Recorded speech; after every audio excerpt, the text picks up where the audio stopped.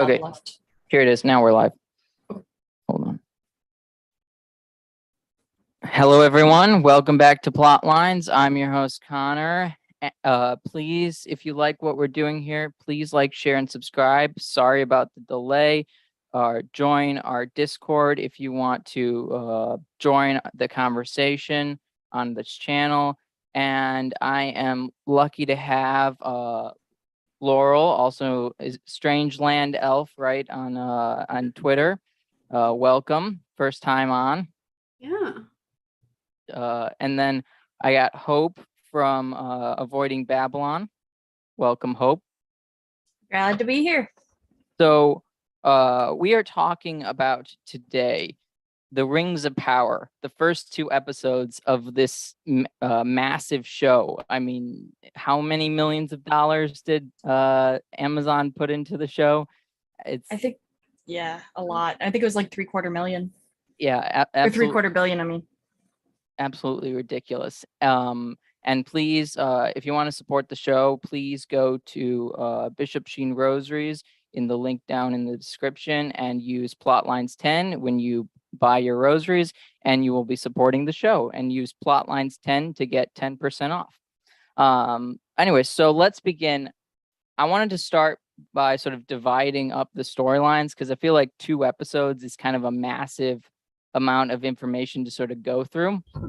And so I'm thinking we start with Galadriel because she's kind of she's there right at the beginning. That's sort of the whole place we start. And then we can go through, I guess, should we do the harfoots or should we do Arondir first? What do you guys think? I vote harfoots. Yeah. Okay. Yeah. So harfoots, and then we'll go through Arondir, and then we'll circle back to Elrond because his story starts kind of late in the story. Even though he's there, it's still Galadriel's story when he's just living in it. So first of all, what do you guys think of the episode? I was very disappointed in the costuming. It looked very cheap to me. I don't know where they put all the money.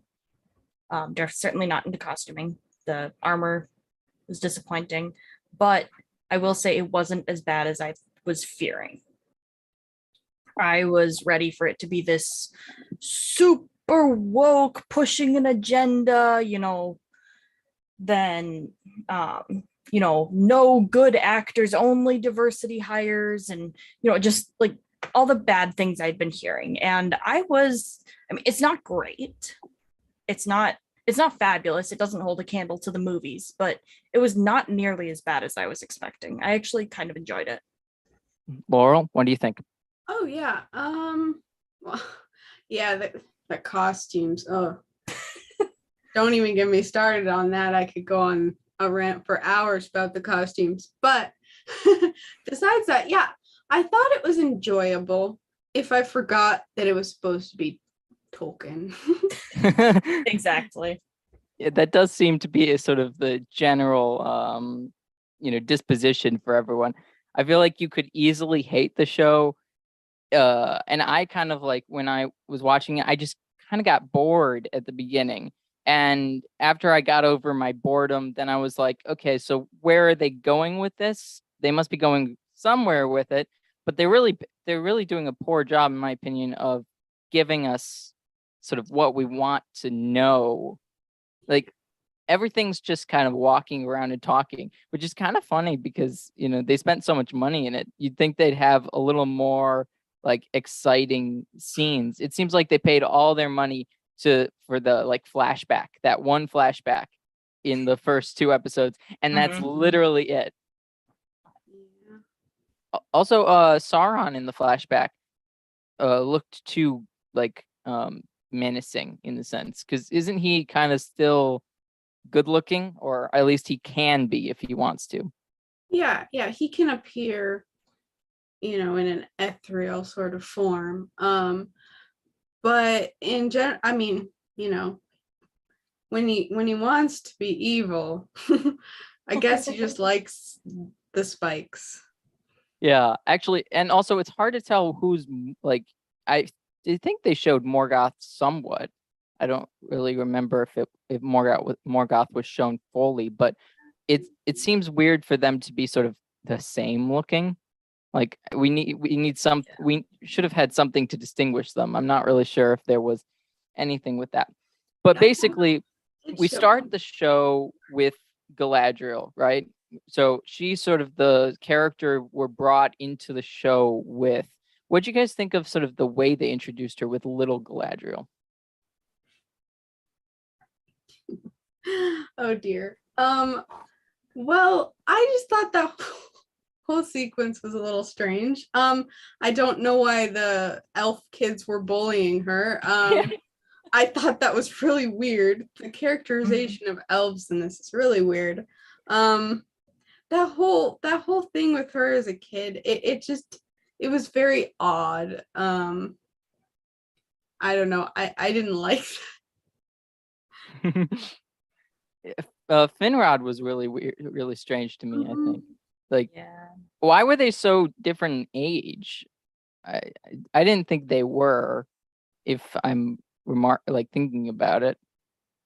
But I guess she grows up really quickly, and he doesn't change much, which makes sense because they're elves. But that's just kind of weird in my opinion, is the age difference. Yeah. Also, yeah. Hope, what do you think though? I thought as far as the casting went for young Galadriel, she was spot on. She looked like a young Galadriel, but I thought that whole sequence, with her making the little swan boat and the other kids being mean, and then Finrod coming in and rescuing her, I thought it was entirely unnecessary.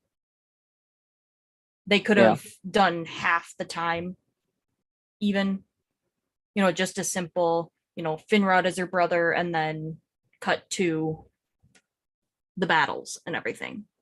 That would have been better versus this drawn out, oh, the little elvish kids are just little meaties and they're bullies and they're just awful, and poor Galadriel needs to be saved by her big brother, so that's why she becomes a total girl boss. Yeah, and I feel like that's the only reason, or that's their only explanation of why she's like she's the only female warrior amongst the elves, it seems like. Which to me is like, if you're going like diversity, if you're going like women are these awesome warriors, why is there only one? Why is she the only one? Yeah. I feel like they're having it both ways. Like you can't have it both ways in that sort of situation. She's either, if she was the only one, she probably, like, socially, she probably wouldn't have been allowed to be. Like, that wouldn't make sense. It's either okay socially that these girl bosses exist, or it's not. At least that's what I would think if you were dealing with an actual society. But they're not really building an actual society. They're just building sort of the veneer of one. Like, they're just trying to make you think that there's one without thinking through it. Yeah. Also Finrod, like, why is like who's the only elf that looks like a real elf? Gilgalad is like the only elf that looks like an elf, and I feel like he actually has the only good costume even amongst the elves. Yeah, I mean, I think it's the best costume. I wouldn't necessarily call it good. Yeah. He looks like he has a mullet. I couldn't get past it. It's not shaved right here. I don't know. I guess their thinking was, well, he's also a warrior, so he doesn't want the hair getting in his face. I'm like, they're elves. They're elves. They're supposed to have long hair. They figure out how to fight without their hair getting in their face. If Galadriel can figure it out. That's true. Like, the only ones with long hair, or the only one with long hair, is the warrior princess kind of thing. Exactly. That's what I was.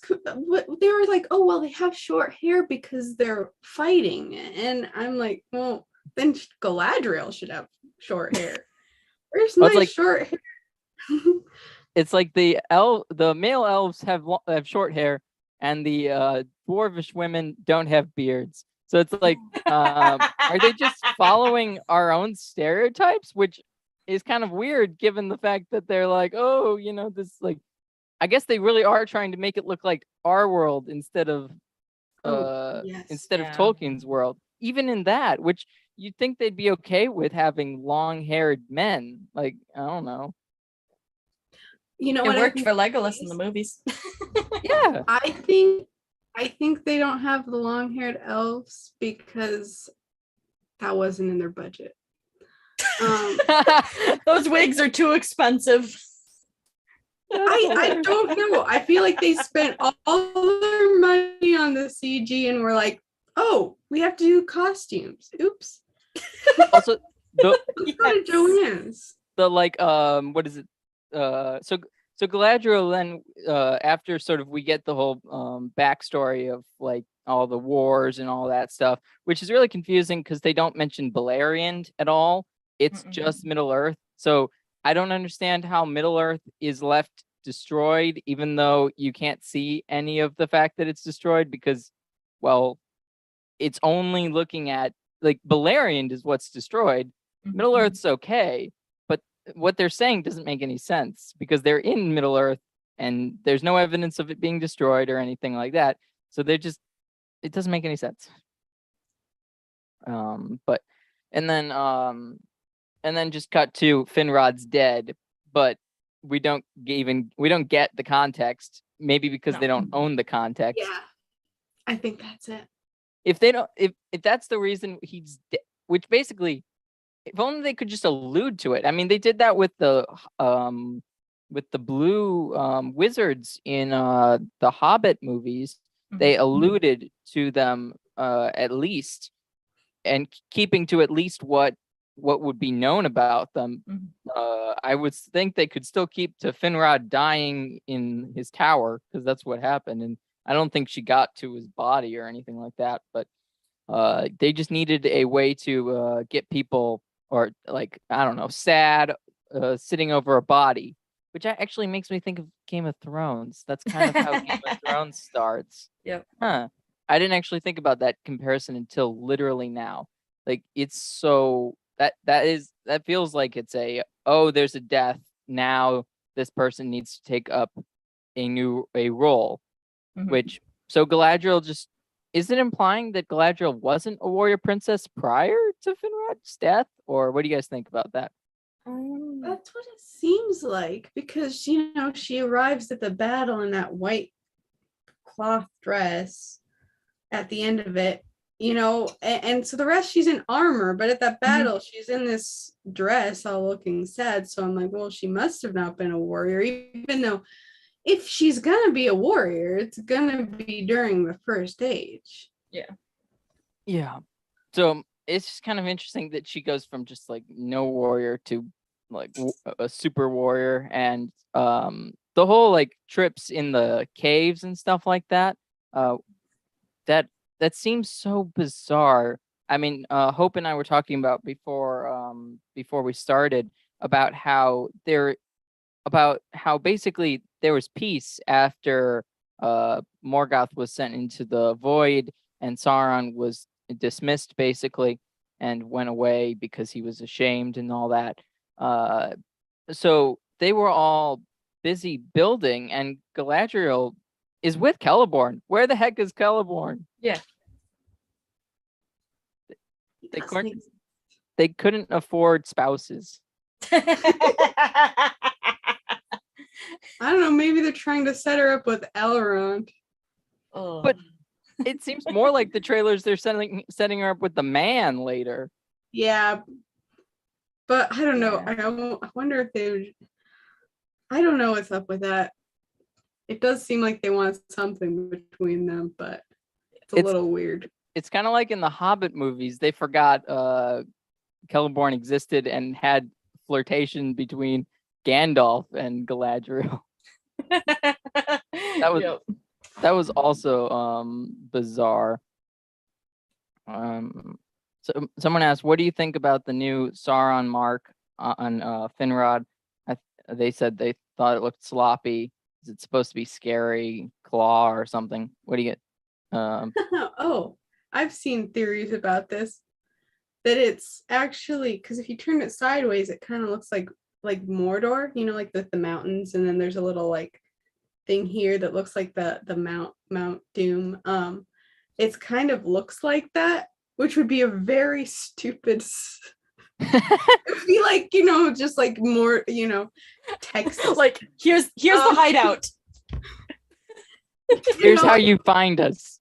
It would be so silly, like this crude scribbly map drawing is his scary symbol. So I hope that's not what it is, but it looks a lot like that if you turn it sideways.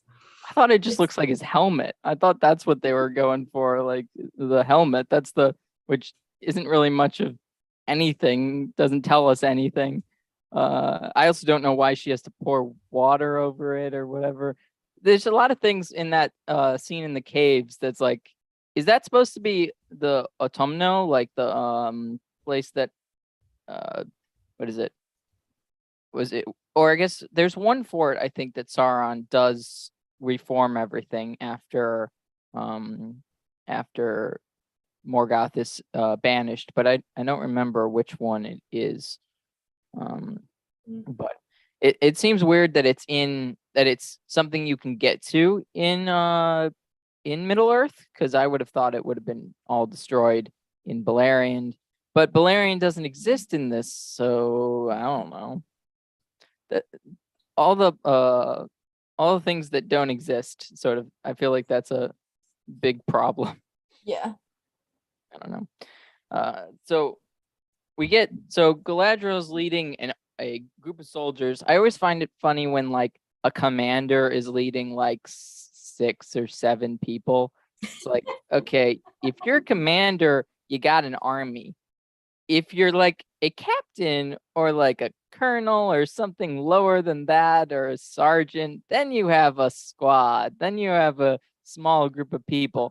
But they just like, Elrond is actually a warrior, but somehow, or is the herald, which I think they don't understand what herald means. Herald means leader of the war of the armies. It doesn't mean like just diplomat. It actually means both. It means you can trade information or sort of do diplomatic things on behalf of your leader. It also means that you lead the war. Herald, I mean, Elrond is just literally not set up correctly. I know we're getting into Elrond, which I said we weren't, but it is kind of in the context of Galadriel coming back.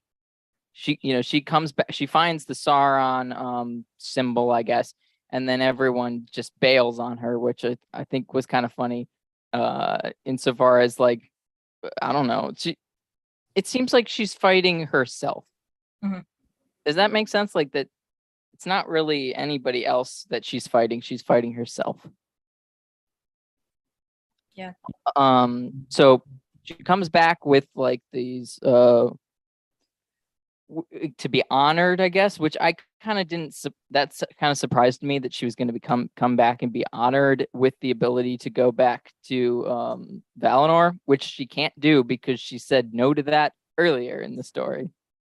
Like they don't know that she can't go back until because she's been banned, hasn't she? Isn't she still banned from going back there? And because she said no after the war, is that accurate?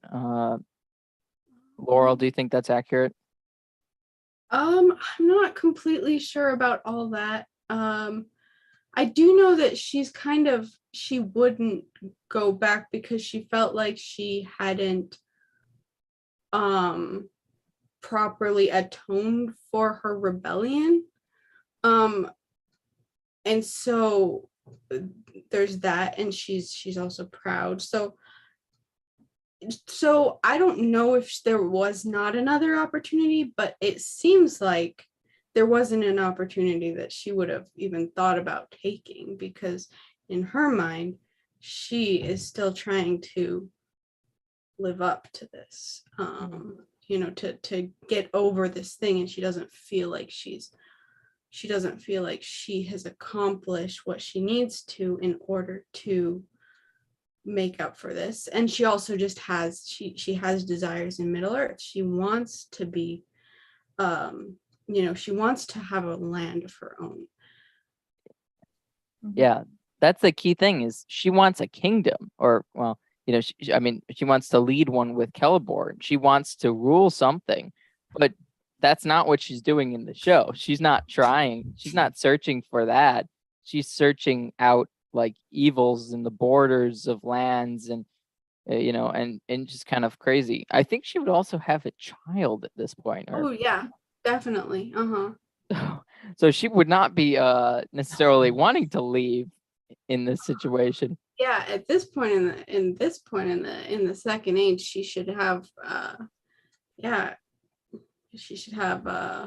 Calabrian, who should be probably pretty, you know, old, not old at this point, you know. Elrond's very age, probably.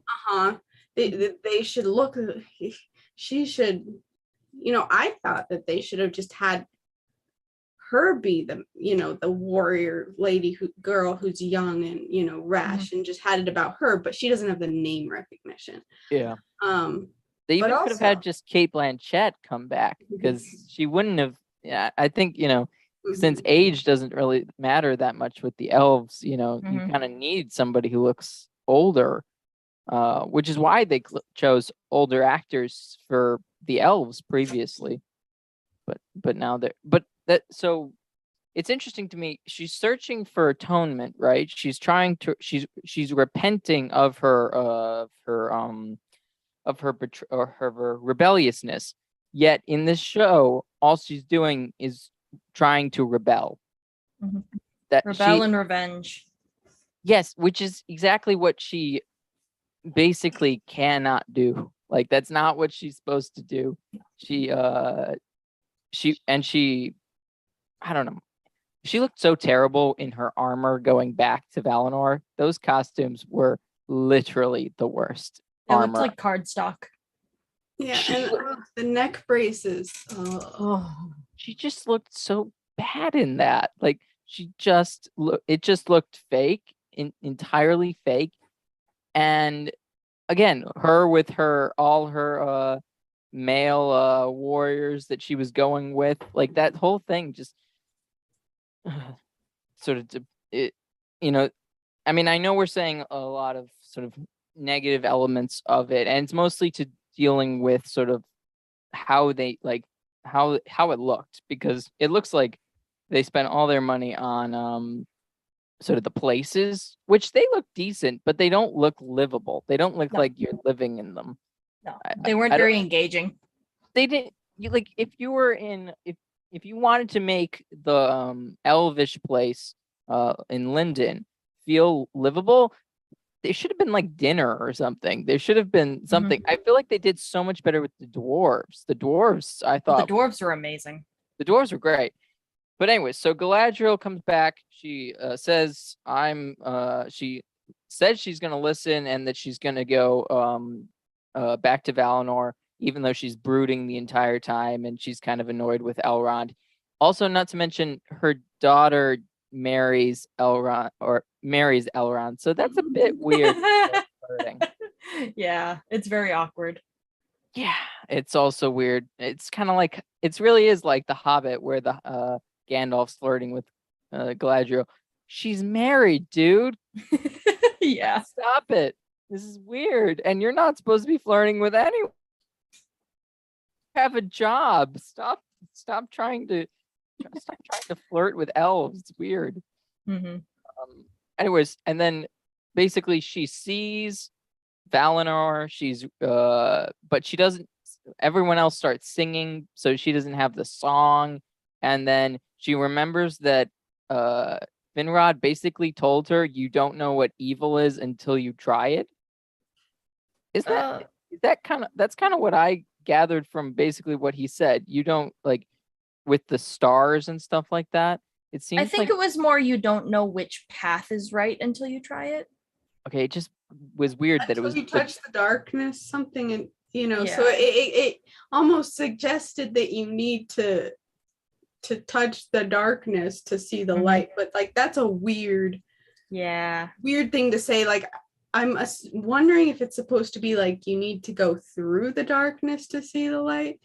Like But that's that's what they're also trying to weird. say. But well, like you don't know what light is unless you've seen darkness. I feel like that's what they're trying to say. But I I guess. don't know. Like it doesn't make any sense. It's just weird from Finrod because he doesn't know what evil is either at the time.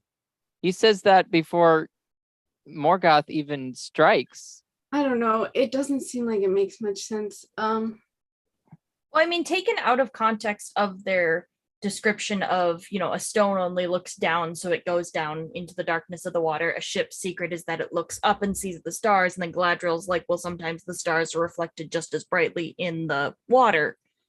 In that context, it's like, am I looking down? Am I going down the wrong path? Or am I looking up and going up? Going on the right path. And sometimes you don't know until you get there, is I think the context they were trying to put into it. But the flashback, when a lot of people would have forgotten about that whole conversation about the stone and the ship, looking up, looking downward, seeing the stars reflected in the water, I think that was lost with the little tiny snippet of only hearing what he whispered to her instead of even a slight flashback to that whole conversation. Yeah, I just say like that was really bizarre, just in general. But I don't know. Just using darkness in a way, like because that's so symbolic of evil, which so using it that way is very is just a little antithetical to what you want in fantasy that is got this evil and good that are laid out. You don't want to have any messaging that sounds like you're like, well, you need a little bit, Yeah. It was very unclear. Yeah. Yeah, I think that maybe that's just the cutting, and again that like cutting back to that, but it seems like they could have created something. I don't know. I don't know. I don't even know what message could have gotten her off the boat anyways. Like I don't know. It just seems kind of I don't know. It just seems very much they forced it. I want to know what her plan was. I'm just gonna swim back to Middle Earth, even though there's no land in sight. That too. She would have. There's no way There's no way. No way. How did she get even to a boat? Boats wouldn't go that way. No. Yeah, I don't know. How anyways, so I mean, I guess with Numenor out there, I guess it makes sense there's more chance of people being out there, but other than that, Numenor was only like the halfway point, though, a little less than. yeah, Like and it's not like it was right there. Yeah. And it was like southwest, so they're going straight like across, and they're basically right at the doorsteps of Valinor, and then someone has to go northwest to go find them. Also, just like how would a southern group of people have a boat out there? Yeah. It doesn't really make sense because they don't even touch water except for a lake. Yeah, not really. I'm pretty sure there's just they're surrounded by a lake, and then they would have to go all the way through the Gondor area and stuff like that to get to I mean, I guess they could go via the river Anduin, but that's probably about it. But anyway, so she finds these people. There's a giant. What is it? A worm? What is it? What monster is it? Some sort of sea monster with many fins. Like you don't get a clear enough look at it to even like see like is it cool looking? Yeah, I thought it was kind of odd, especially but I thought maybe it was like, oh, they were like a lot of maps have sea monsters on the map, so they were like, what if that was true? Maybe. I don't know. I don't even think if you were in Tolkien's world, he puts a monster on a map. I don't think he literally means there's a monster on the map, so there's a monster in real life. I I mean, in think Tolkien's world, that would be more likely than in real life, but would, but why would anyone draw that? Yeah. I feel like that's the monsters. When you draw monsters on a map, it's more symbolic of the danger Mhm. Than anything else. But anyways, so they find these people. The monster kills all but Galadriel and this other guy. Is it Halbrand or something like that? I think That sounds right. I think that's his name. They seem like they start out to hate each other, but they're eventually gonna love each other down the line, or maybe not. I don't know. It's really, they make it very unclear on what they're going with that, and I feel like that's the problem with this whole show. A lot of it's just unclear, Mhm. and like it's one thing to be unclear to try and get you interested. It's another thing if you're just there's no clarity Mhm. and everyone's just confused. Yeah. And if this is a Tolkien thing, I want to kind of be able to be like, okay, so they're going this route because this is what happens in the books. I don't think we need people to be like, who are any of these people? Mhm. Well, yeah, I mean, they've basically tossed all of the lore out the window, more or less. Yeah. So, I mean, we're Yeah. kind of flying blind, even if we know all the lore frontward and backward. We're completely flying blind with this. Are we pretty sure it's Numenorians that pick them up? Is that show up? Laurel, It seemed to be suggesting that. Laurel, do you think it's Numenorians? I think it's Numenorians. It'd be weird other people. I was a little not paying attention enough anymore. I don't know. I think I kind of died. I was struggling with the whole Galadriel and like Halbrand, like those scenes. I just kind of zoned out a bit. Mhm. Yeah, makes sense. So that's where we're at with Galadriel. Now let's so we're gonna start with the Harfoots. I was bored with the Harfoots because they don't really fit the story, in my opinion. At least insofar as the lore. It was much more interesting, I guess, when her name's Dory, I think, which makes her sound like a dwarf. Oh, Right? you're talking about Or is it- Eleanor and Nori? Nori, sorry. Nori sounds like a dwarf name. Uh-huh. I'm pretty sure it is. It is a dwarf. It's one of the dwarves of the- in the Hobbit. Yeah. So Yeah, like, Ori and Nori. yeah, exactly. So that's like, what are they doing there? What, like, I mean, that's kind of strange. She has that an they- elvish name with a dwarvish nickname. Mhm. Oh, what is it? What's her full name again? Eleanor, which is the flower. So that's the flower that Sam names one of his kids after this Mhm. flower, but it's an elvish name. It's an elvish flower. So the hobbits the Harfoots shouldn't have any knowledge of an elvish name for a flower at this point in time. So it doesn't make any sense. So that bothers me. And then her last name's Brandyfoot, which makes no sense because the brandy bucks and stuff were named that because they were by the river, which they called the Brandywine River, right? So they were the brand, so it was brandy because of the river. They're not by that river. So where's the brandy coming from? It kind of seems like they're trying to mash the Proudfoots and the Brandy Bucks together to be like, she's the mother of them all. I don't know. They're just like, seems like that that. sounds hobbitish. Yeah, exactly. Yeah, that it's just so weird because I don't think Tolkien has ever gone into depth about the Harfoots Mm-mm. in any capacity. That name comes from him, but Yeah. isn't that's a reference only to Smeagol and isn't Smeagol and Deagle are Harfoots, I thought. Oh, they're river folk. I But don't I know. thought I they don't were know if it's Harfoots. the Harfoots. I don't. But the Harfoots were just one breed of hobbits, and then eventually the Harfoots, the Fallowhides, and the the other one's so insignificant. I can't remember it right now off the top of my head. They stores. Stores, yeah, I think that's So then, of course, then they all kind of move. intermarry. Yeah, and so by the time they're all in the Shire, they're all basically the same. Yeah. But if you're gonna make the harfoots, if you're gonna say, oh well, he says that they're darker skinned, so we can have black harfoots.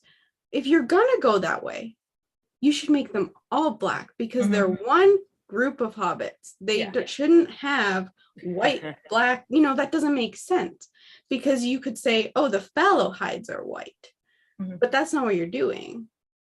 I don't know. Yeah, none of the racial stuff makes any sense in Which this is unfortunate. show. It is. I feel like I stopped caring about it, definitely after a while, because I was like, well, okay, I'm just gonna think. I'm gonna basically be like, well, maybe they were just going for best actor, but it seems like the worst actors were like, I don't know, probably Elrond, a lot of the time, Galadriel, and probably Finrod, and Gilgalad wasn't very good. I thought he was okay just for his time, but so, and I thought the female in Harad was okay. I feel like but I feel like the best ones were actually, the what some people would have thought would be the diversity hires. I thought the female dwarf and the Arondir, and even the Harfoot, the older Harfoot, I thought they were good actors. Yeah, I thought they were the best. I just think it took you out of Tolkien's world, but they're not really going for Tolkien's world anyways. Yeah.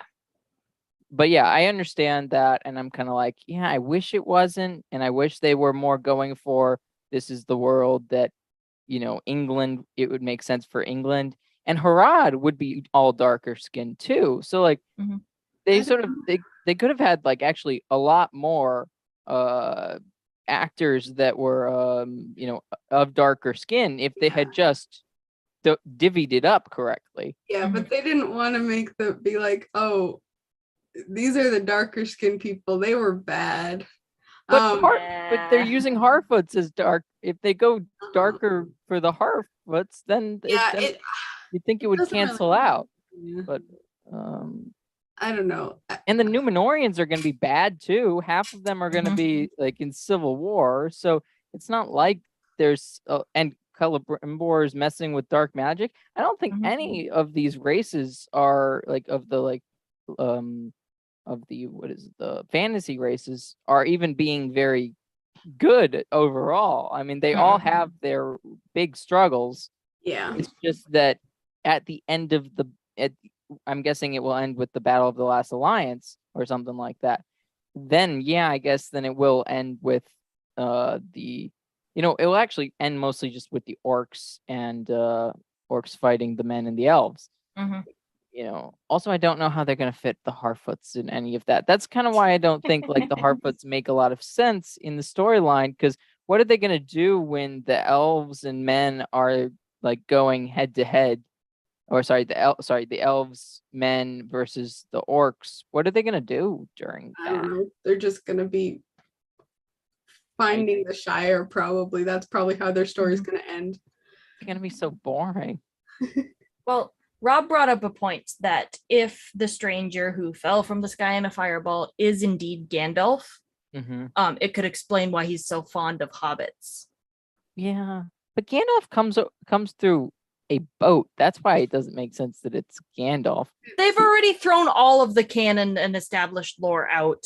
We don't know. And he comes with all the wizards. It's not just him. Also, where's Círdan? That's an interesting one. Apparently he's gonna be in the second season. they're in the Grey Havens. Why would he not be in the whatever? They don't have the money for the actors. That doesn't Where make did any all the sense. money go? Is That's my what I question. It's got to wondered. be some sort of money laundering thing. Like, where did it all go? Did you see that story where basically Bezos' son told him to not he said don't mess up. I mean, I'm not quoting directly because he swears, but don't mess up Tolkien, because apparently his son is like a big Tolkien nerd. I'm like, and everyone was like, yeah, he must hate his son. If only he had listened. Yeah, exactly. Like, well, yeah, I don't even know what that. It's so bizarre. And didn't Peter Jackson almost get involved or get like left out of all of this stuff? Oh yeah. Supposedly. I wish he Like, had gotten involved. well, his Hobbit wasn't that great. I feel like he got burned out. Yeah. But that was not Yeah. that was not mostly his fault. Studio stuff. It was the studio's fault. It was also the fact that the director, who was it, Guillermo del Toro? I'm sorry. Yeah, that was Guillermo, Guillermo del yeah. Toro. He dropped out, and so it was very short notice that he had to take up the project. Mhm. So I think he didn't have time to do it the way he would have, that would have been best. And then there was studio interference. Probably they were like, we need a female character in this. We need a romance in this. We need to stretch it out to 3 movies. Yes, we need 3 movies. We need, all this stuff. And so it's like, okay, at that point, you can just tell, and even you can just tell during that he looks so exhausted, and like there's no joy in it. Mm-hmm. So it's clear that it was something that was not, didn't have the passion. It wasn't his thing like the Lord of the Rings was. Yeah, that makes sense. Yeah, I'm not I don't, or I feel bad for Peter Jackson about The Hobbit. I feel like it would have been better if he had the opportunity. But also I do, and yeah, probably would have been better. I know Tom Shippey also got excised from the creation, and really it all went downhill after Christopher Tolkien died, because Christopher Tolkien basically, I mean, this is funny. The contract, I believe, between the Tolkien estate and Amazon is that they can't change anything. I'm pretty sure that's the actual contract. The thing is that Christopher died during production, and then I believe his son doesn't care about that stuff. And he just wants the money, probably. I don't know if that's true, but that's what I'm suspecting. Or doesn't care about his grandfather at all, and wants to make a name for himself, probably. He's very much a stereotypical Tolkien character, actually. He wants to get away from his family's origins, stuff like that. But anyways, it's just kind of, with that, they kind of went the complete opposite way when Christopher died, which I bet Christopher's rolling in his grave being like, why did I even make this agreement with Amazon to begin with? I knew I was dying. Or if I knew I was gonna die before even the first season came out. I mean, that's why he was like, okay, fine, do it. I'll be dead anyways. I guess maybe that. Yeah, that's so sad that he was like. I know. Yeah, but anyway, so let's get more onto the Harfoots, because Dory's not a terrible character. I just felt like it was. I felt like it wasn't that interesting. And I feel like the reason you like the Hobbits is that they represent you. They represent most people. And there's no comfort with the Harfoots. They live basically in the woods, and they kind of are disgusting. And, they're just eating berries from trees or whatever, bushes or whatever. Yeah, what the actual heck? Escargot is delicious, though. But he's just weird. It was off-putting. What happened? Where's the bread? Where's the butter? Where's the English? Are they just trying to say English people eat like that. It's like No, that's that's the French. they're just being mean to the English. I swear. That's all they're doing. Also, somebody said that they think that it all went to help Epstein. That all the money that it wasn't or Democrats basically. That's where all the money really went to. It wasn't actually spent on the production. But yeah, so the hobbits are endearing because they're kind of like us, but they just don't want to go anywhere. These guys are basically like gypsies, kind of more accurate. I mean, I'm not actual gypsies. They're probably what people might imagine gypsies. Yeah, they're nomadic. They're stigmatized, they're dangerous. That too, I Yeah. didn't get that, but whatever. I thought the men wouldn't even know they existed. I mean, one of the guys was like, "That's a fairy tale, right?" But I feel like no one should know because they're so small, and that's their whole thing is that they kind of go unseen. Yeah, well, I But mean, anyway- they got twigs in their hair as camouflage. Yeah, what's with the hair? The hair did not look great. I liked it. I thought it was a cool with how they lived. I thought the harfoots were the best part of the whole 2 episodes. I loved their parts. I thought their like environment was the only one that looked like alive to me. Yeah, that's probably true that they looked alive. But what do you think, Laurel, about the harfoots? I thought they were cute. I thought the old guy with the sideburns was a little weird. He said some stuff that didn't make any sense. I don't know if they were trying to say that he was a little crazy. Like he's like talking about like, why are the stars awake at night? Like that doesn't make sense. Of course the stars are gonna be out at night. He's like, oh, the stars are supposed to be sleeping. I'm like, what? When do stars sleep? Yeah, I could barely understand what he was saying. Some of that was weird.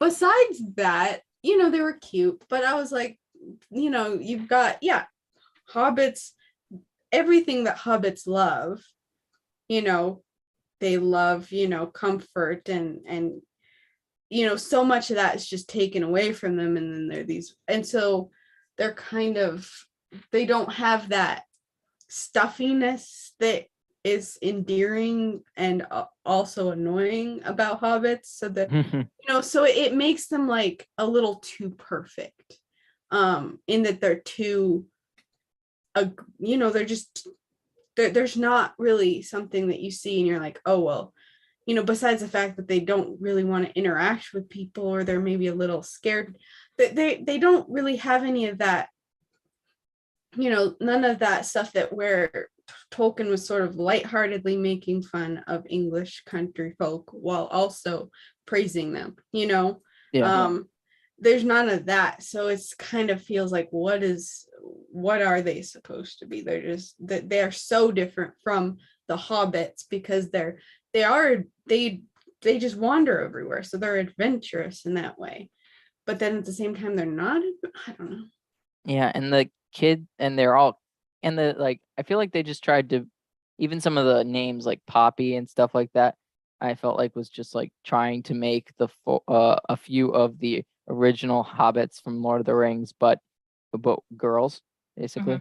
Yeah, Nori seemed more like just a gender swapped Frodo to me. Yeah, even kind of, dude, I assumed that that most Hobbit women had longer hair, right?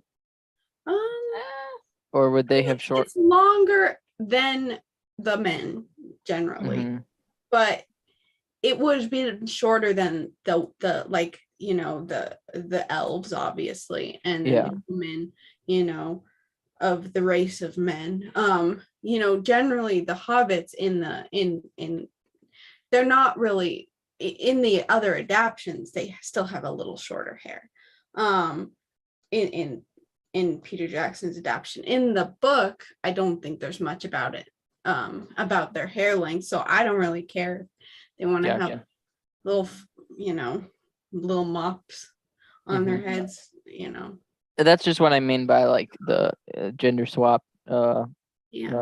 Frodo, because she also just kind of has that short hair, or not short, but like short The for hobbits. style. Yeah. Yeah. But anyway, so she sort of has a characteristic of running off, and but it's just also weird that they're choosing children and not like, I mean, all the hobbits in Lord of the Rings are all like grown up for the most part. I mean, a little younger than grown up, some of them, but mostly grown up. And then so she runs into basically the meteorite with an old man who is mumbling about something, and who is that? Uh, is it do you guys think it's clear who that is?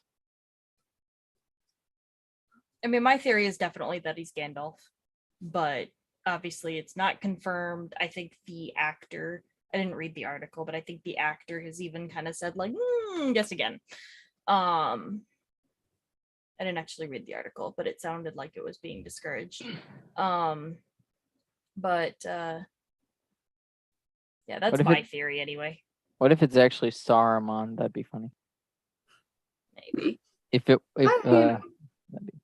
I kind of, if it were more for the fact that it was just one, I would think, oh, well, it could be the Blue Wizards, unless they're just like the Blue Wizard.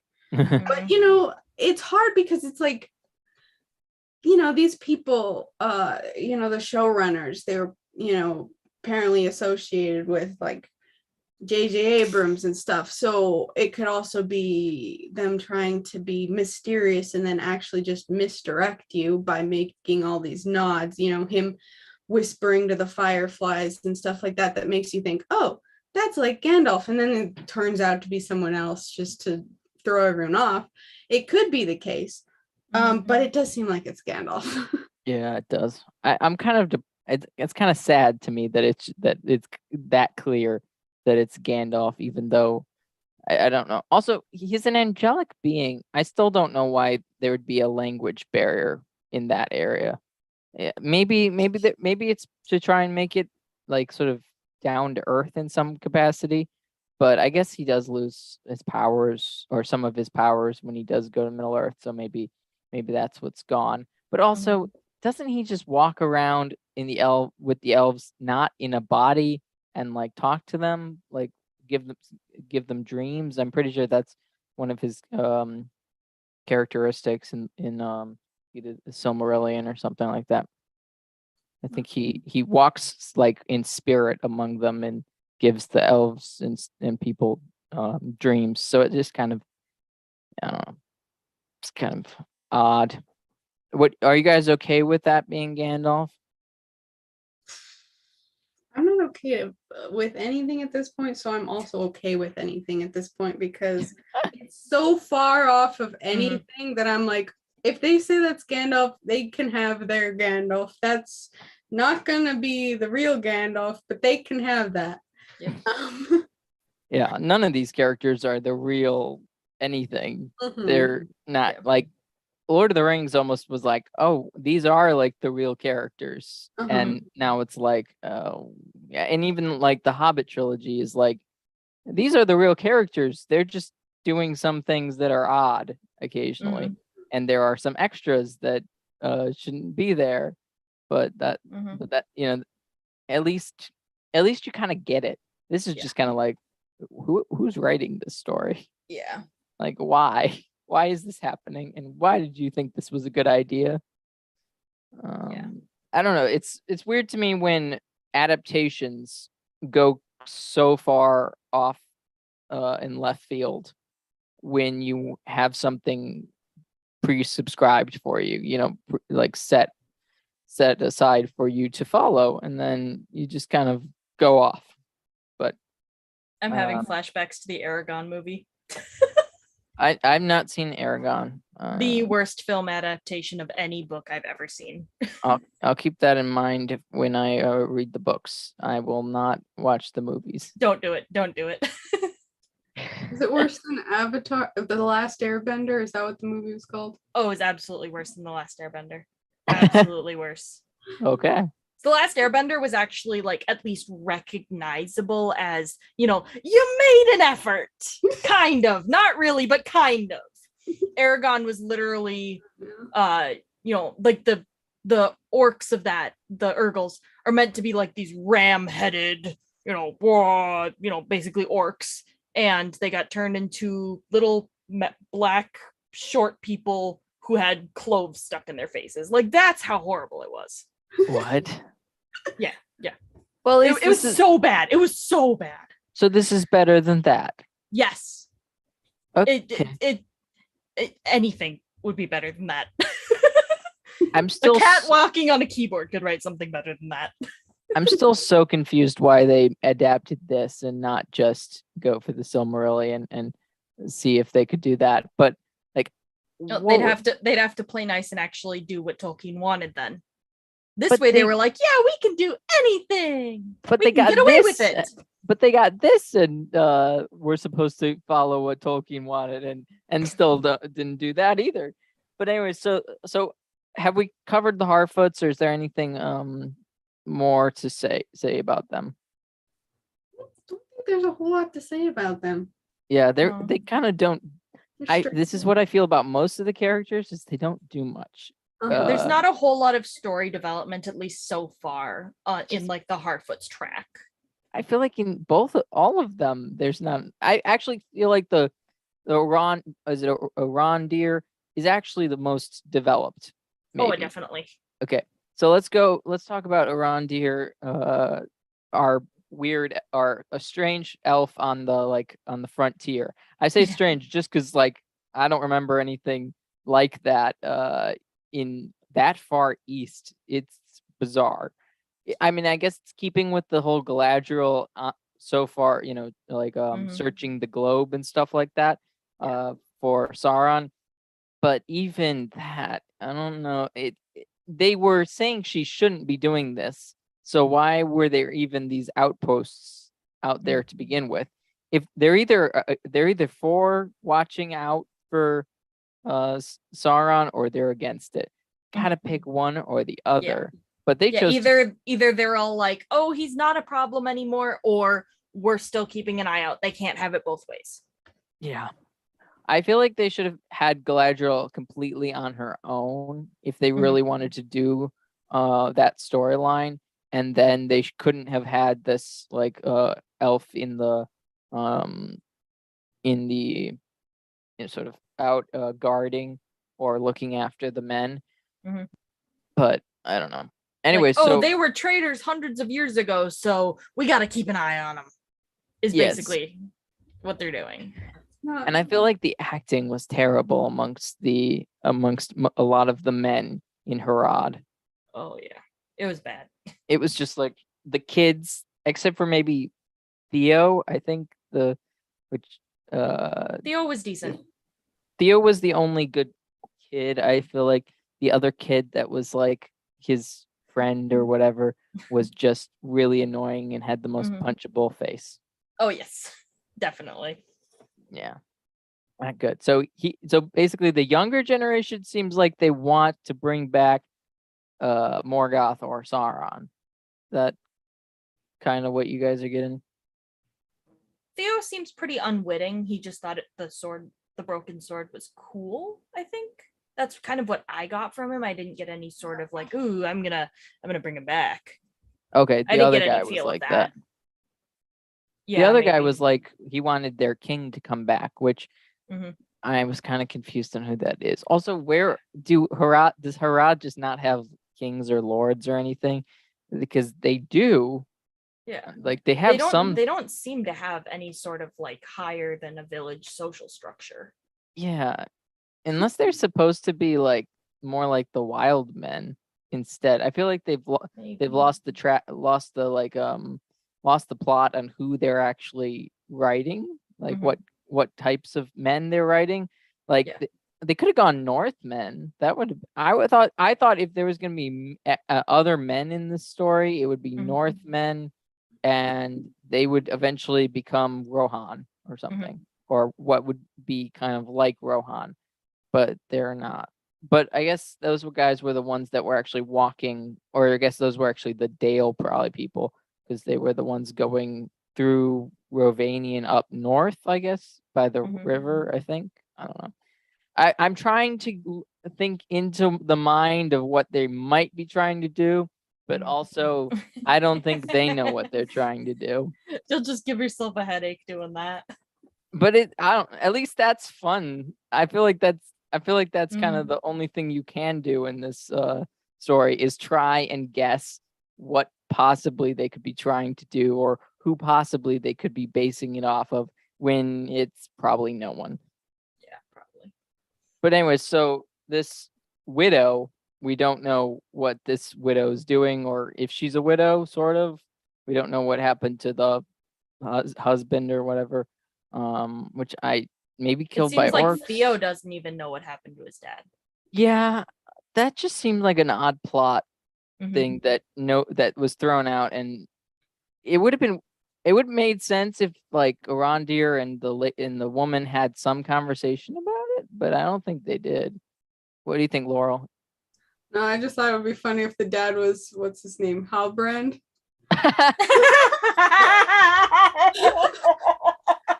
That actually would be funny. That would be amazing.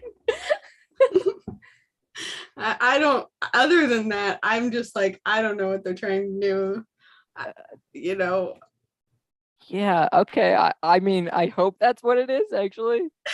It would be great. Because otherwise, at least that would make Halbered work in the context. Also, not to mention Halbered, I'm pretty sure that's like a Numenorian name, or at least a Gondorian-esque name.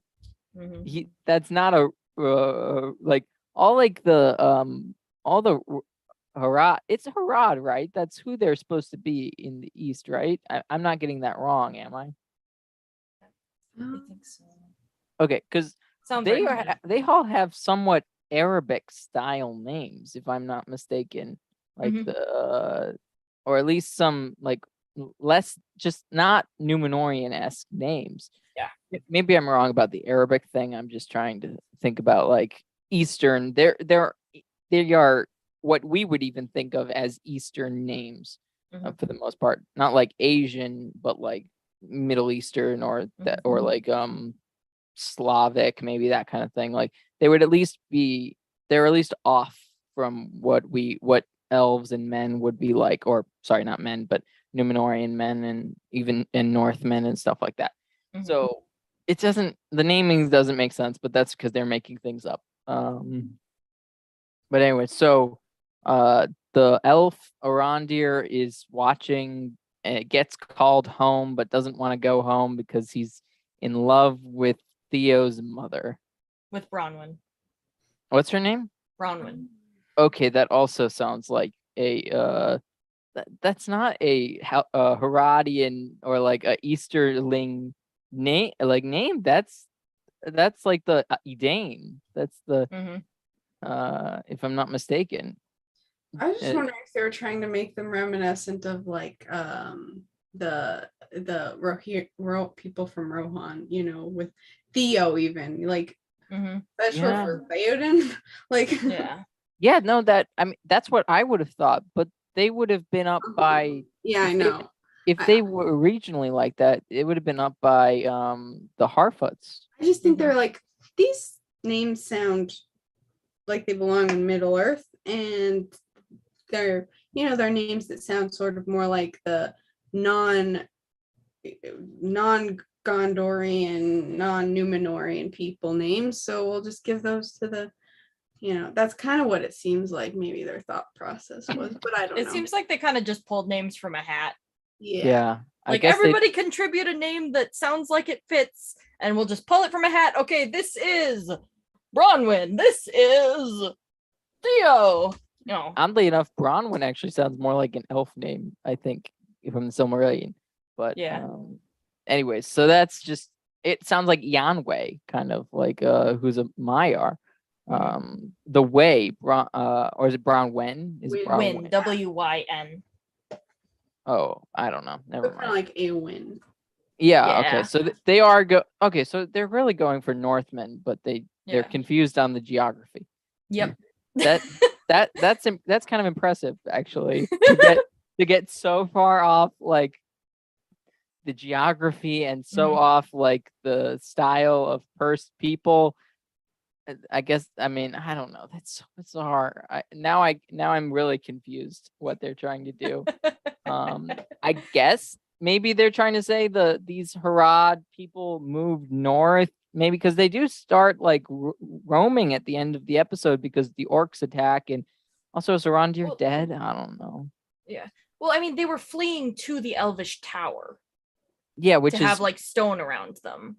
Which but I don't know if they were planning on going further than that. Okay, but I'm just saying, like, maybe they will eventually go into Rovanian and then become the Northmen, even Quite though possibly. I guess that's something they could do, but then who are they just going to have no villainous men except for the Numenorians? That's kind of interesting, I guess. Yeah, if they're trying to find, if they're trying to set up 9 men that they can give the rings to. Oh, I didn't even think about that. I can't. So I'm wondering if that Theo kid's gonna be one of them. It's just hilarious to me. It's the ring.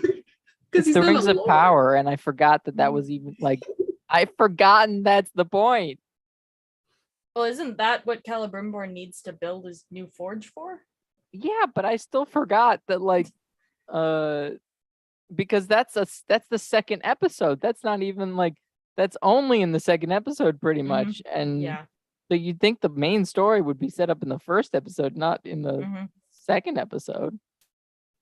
I don't know. I feel like unless they could be thinking that this is like 2-part episode, like it's all one episode really because they released it together. So you have to think of it as like one episode, even though it's way too long to really think of it as it's like a really boring movie. Well, a lot of shows I've seen do like 2-hour pilots. I always thought it was like an hour and a half, not well like without commercials. But this was like full 2 hours or more, actually. Like I think this was like 2 hours and like 20 minutes almost altogether. Yeah, but I think that's what they were maybe trying to set it up with releasing 2 episodes on the same day.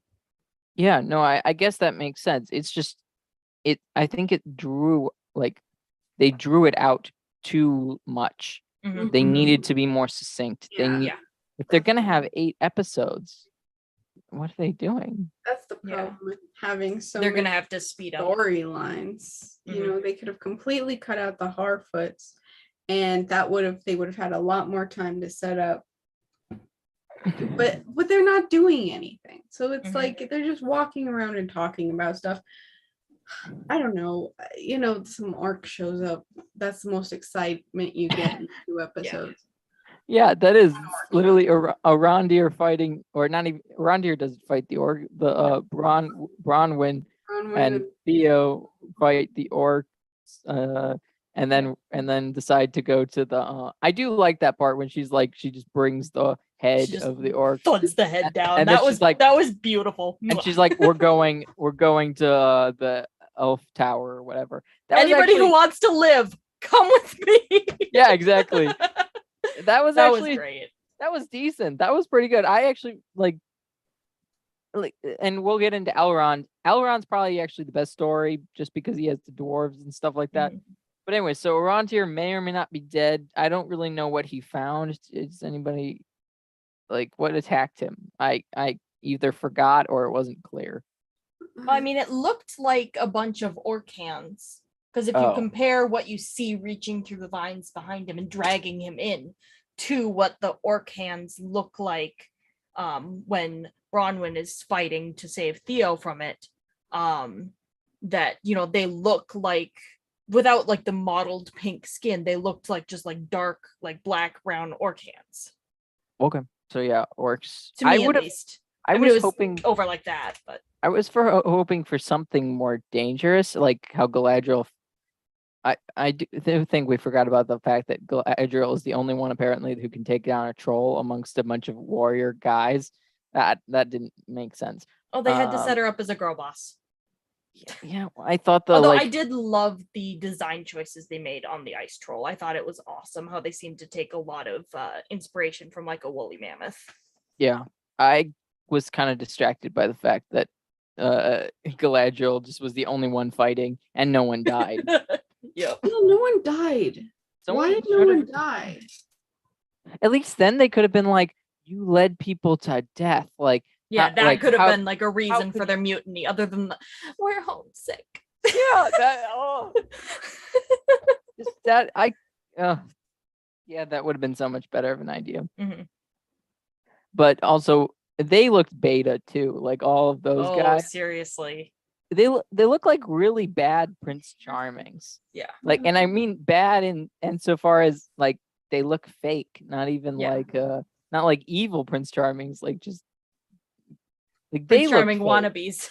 Like they look fake. These Mhm. humans who are pretending to be elves who don't really have anything special about them look fake. Mhm. I don't understand the casting of the elves. Most don't- all of them look like these nerdy little guys. Like Yeah. they don't look ethereal. They look Yeah. like nerds. And Gil-galad is the only one that looks reasonable. yeah, Yeah. I mean, and then there's one that's old. Wait, why where is he? there was Ca- an old one? Celeborn's old. Oh yeah, I guess. Or Well, not he's old. Celebrimbor, sorry. Celebrimbor, yeah. Celebrimbor's not supposed, because elves are not supposed to look old. They're That's never true. supposed to look old. They're supposed to look ageless. But Yeah. you can't have ageless people, so it's hard to cast someone to look like an ageless being. But Mhm. he has like gray hair. It's not like he's silver haired like one of the Cinder. Mhm. He's just like got some gray hairs, like he's going, and like he's he kind of is talking like he's going through a midlife crisis. Yeah. Well, they could have actually fixed all the hair stuff by just having wigs. Yeah. Like they could have Or just even had cheap hair dye. that. Well, that too. I just mean like it would have made him look younger. I think it with would have longer made him look hair. younger. I mean, I do think he's just too old and not fair enough to Mhm. be an elf. I think he was the best actor in it.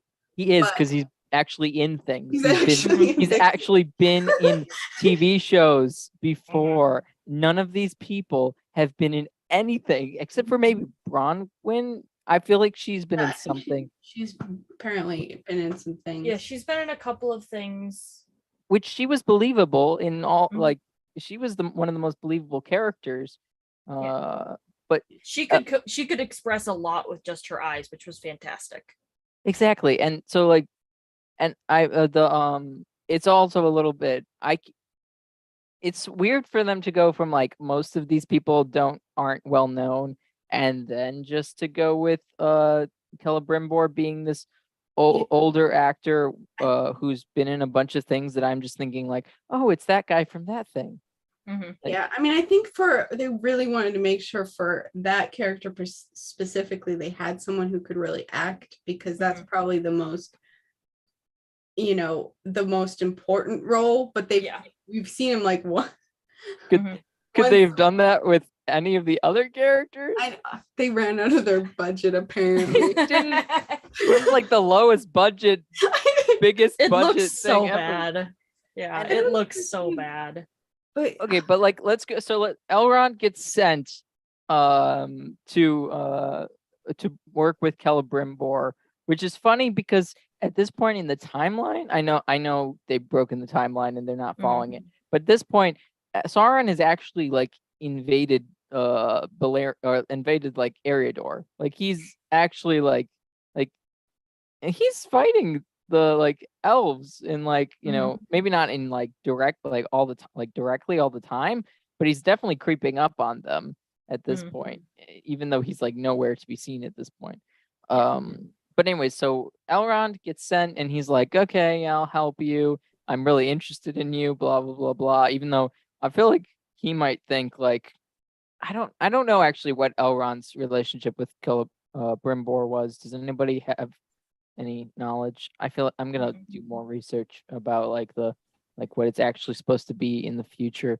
But Elrond was actually raised by one of the or by two of the kin of Celebrimbor. Yeah. So you would have thought they Mhm. would have known each other actually. Yeah. Which I think is the introduction is more for us, not for Elrond Yeah. himself. But anyway, so he's Celebrimbor is the best actor of the group, but he basically needs dwarvish what is it? Like labor basically. He needs Yeah. labor. I think that's kind of funny the way they sort of express it. I feel like they were trying to come like they should have, if they wanted it to come across as like they needed more expertise or more help or whatever, they Mhm. shouldn't have made it all about labor, because it just sounds Yeah. like they want slaves. Yeah, They want basically. to exploit the dwarves. Yeah, exactly. And Elrond's like, okay, fine. Like, No, and but yeah, I mean, Celebrimbor is supposed to have a good relationship with the dwarves. Mhm. And so yeah, it's funny that I don't know why they had to have Elrond be, I don't know, the one to set that up. I don't know. I don't know. because they needed some transition. They needed to be able to go to Celebrimbor. They needed someone to be introduced to his area, and it's just kind of, it would have been weird if Celebrimbor was the one that knew, at least in the setup they made, like Mhm. having Celebrimbor, this character that we've never really interacted with, that we're just getting to know, is suddenly now the POV character, the person's perspective that we're actually Mhm. following. Because if he was friends with Prince Durin, okay, then what was the point of Elrond being here? Mhm. They needed some reason. I don't remember what the reason in the books are, except for maybe it was so to defend against Sauron, to protect Celebrimbor. That might have been the reason Elrond was there. At least that to me would have been the most reasonable explanation for the herald of Gilgalad's armies to go to one of their bordering cities. But I'm sort of, it's hard to keep all this in, sort of on Yeah. track, Mhm. because they're not following any of it. So it's hard to keep even what the like lore is Mhm. in mind, because I know at some Mhm. point Galadriel and Celeborn come as well to Eregion, and then eventually they go over the mountains, but I don't remember exactly when that is. Mhm. I feel like they actually go maybe after the War of the Elves, or War with the Elves, but that hasn't come yet.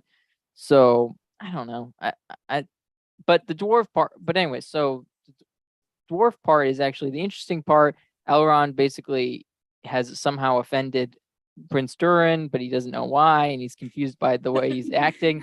So he just, he challenges him to a rock smashing competition, basically, which I thought was at least somewhat interesting, or somewhat cute. Well, it could have, I don't know where that comes from, but it's just kind of interesting.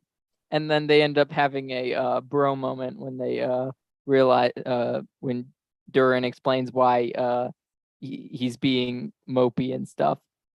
And I don't know, I resonated with that actually a bit. So I really Mhm. liked Durin's sort of being upset with Elrond for not visiting and missing his wedding and the birth of his kids and stuff like that. Mhm. I felt like that was actually like the most human, and I mean human just insofar as like realistic and understandable Mhm. element of this whole show, is that yeah, you'd be kind of annoyed if your friend disappeared on you for 20 years, when he may not understand it, and then you get to explain it to him. And also Mhm. the dwarvish his wife, the dwarf's wife was well Disa. acted. Yeah, Disa was very good, and I like the thing about the tree, giving the part of the tree to grow, and I like that it's sort of symbolic of their friendship, I thought. And Mhm. I thought like it really showed that Durin was kind of like, yeah, I'm mad at you, but I also really want to figure this friendship out too, because Mhm. otherwise he wouldn't be taking care of it Mhm. so much if he didn't care about the friendship. At least that's what I thought they were going with. And that's kind of it. Also, I got a good chuckle when Disa was insisting, "You're staying for dinner." No, he's not. Yes, Yeah. yes, you're staying for dinner. Make yourself comfortable, but not too comfortable. I thought that was hilarious. I thought that it was just perfect. Yeah, I thought that was really good. Especially, I mean, of course, we're dealing with characters that aren't really in Tolkien's world Mhm. specifically, or named or described or anything. So they have much more ability without frustrating people. And I thought that was actually pretty good. What do you think, Laurel? What do you think about the dwarves? The dwarves were my least favorite part. Really? Okay, this is really interesting. Hope like the dwarves. Laurel, what was your favorite? What was your favorite part of the harfoots? My favorite part was I don't oh I'm trying to remember. It wasn't like a part. I think I just liked I liked the scene where Celebrimbor is talking about Feanor. Because it was funny to me kind of because it did feel like he was having a midlife crisis. You mean Which is funny for Celebrimbor? himself. Yeah, I said Elrond. Celebrimbor was talking about Feanor. Oh, right. Yes. Sorry, my bad. Yeah. That scene, I don't know. That scene I was most engaged with out of the whole show, and I don't know why. I think it was just because he was the only actor that could give Act. those clunky elven lines in a way that was believable. All the other characters were struggling with these lines they were given, and you could tell they just felt so unnatural. He's a great actor, so he could actually do it. Yeah. So maybe that's why I liked it, because it's like I'm not sure there's anything in particular that I'm like, oh, this is, but I was also probably like, ooh, Silmarillion lore. Yeah. True. But the dwarves, I feel like most people seem to really like the dwarves, but I really hated the dwarves costumes a lot, and I really didn't like